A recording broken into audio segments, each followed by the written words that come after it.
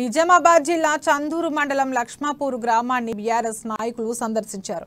BJP నేత మల్లాద్రి రెడ్డికి speaker Srinivas రెడ్డిని, సర్పంచ్ సత్యనారాయణను విమర్శించే హక్కు లేదని ఆ పార్టీ నాయకులు చెప్పారు. బాన్సువాడను అభివృద్ధి పథంలో నడుపుతున్న స్పీకర్ పోచారంపై నిందలు వేయడం శోచనీయమని అన్నారు.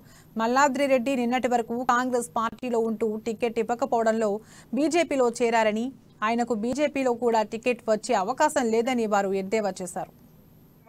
ఒక హెల్త్ సెంటర్ ఊరుకు గ్రామానికి సంబంధించింది మేము కడుతుంటే ఒక్కోడు అక్కడ పట్టలేదు, వాడి ఇల్లు లేదు, ఏం లేదు, ఏదో ఆక్రమంగా కబ్జా చేసుకొని అడొక పార్టీ ప్రెసిడెంట్, నీ పార్టీ ప్రెసిడెంట్, వాడికి నువ్వు తొత్తు లెక్క ఇచ్చేసి అది కూడా ఎంక్వైరీ కావాలి. ఇక్కడ వచ్చి ఆడియో సమక్షంలో మేము చేసింది ఊరు కోసం హెల్త్ సెంటర్ గవర్నమెంట్ దాంట్లో కట్టిస్తున్నామా, వాడు ఆక్రమంగా ఇచ్చేసుకున్నాడా, అది కూడా నిరూపణ చేయాలి. నువ్వు సిగ్గు మొక్కున్న నాయకుడు అయితే.